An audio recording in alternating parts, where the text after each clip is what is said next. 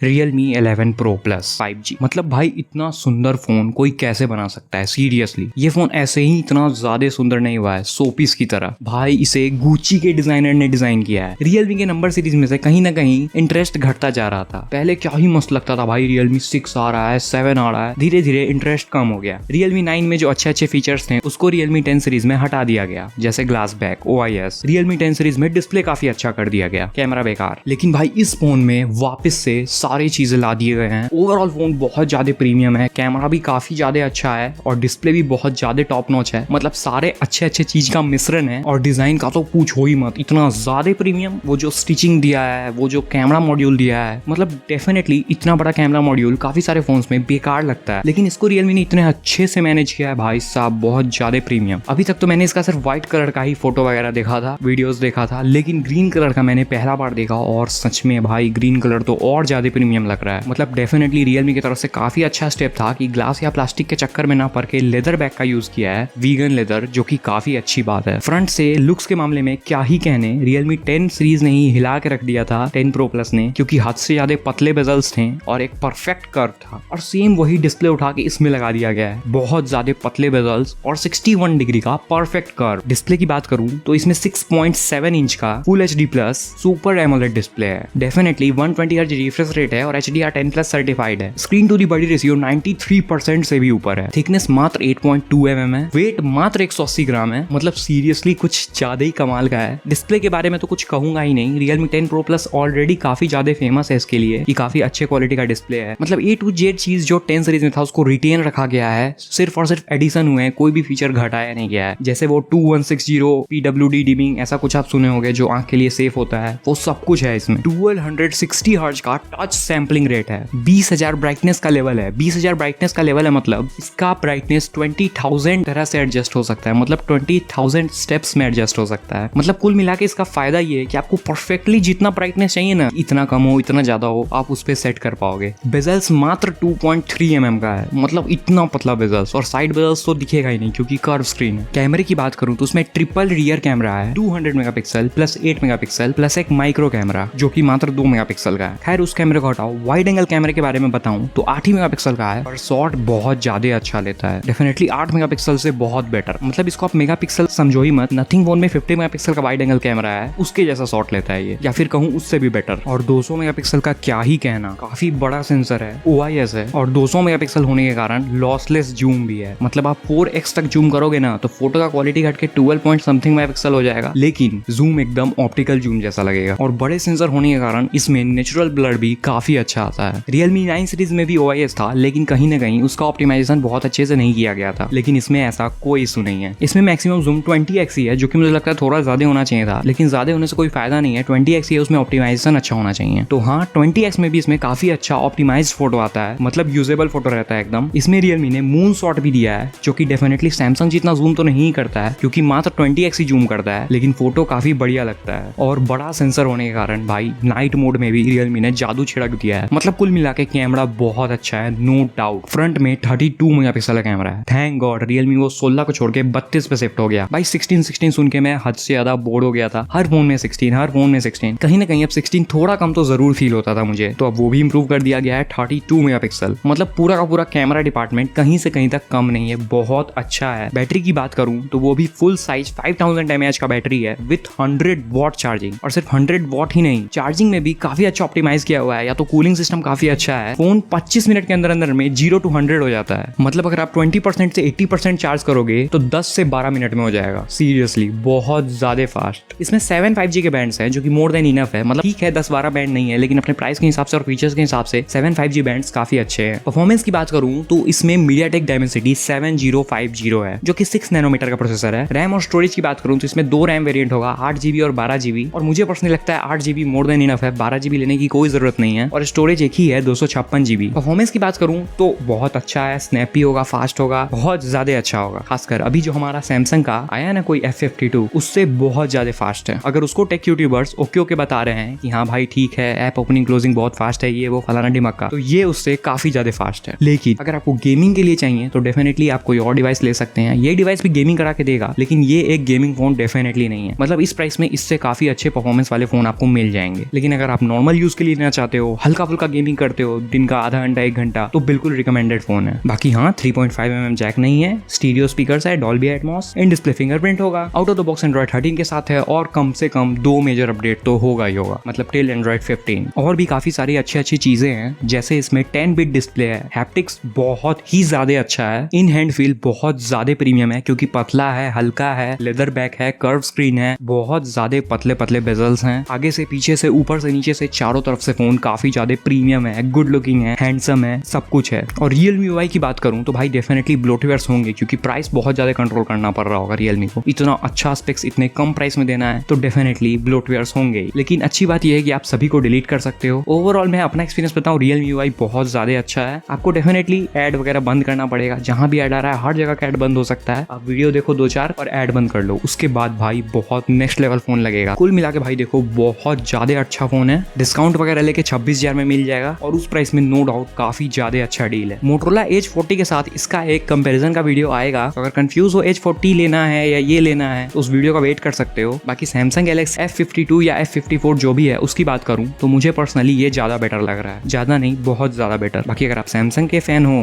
Fan हो तो भी वो फोन रिकमेंडेड नहीं है, सैमसंग के अंधभक्त हो तो आपको वो फोन रिकमेंडेड है, अदरवाइज Realme 11 Pro Plus ही रिकमेंडेड है। बाकी बस इस वीडियो में इतना ही, कंपैरिजन वाले वीडियो का वेट करना, मिलते हैं अगले वीडियो में, बाय।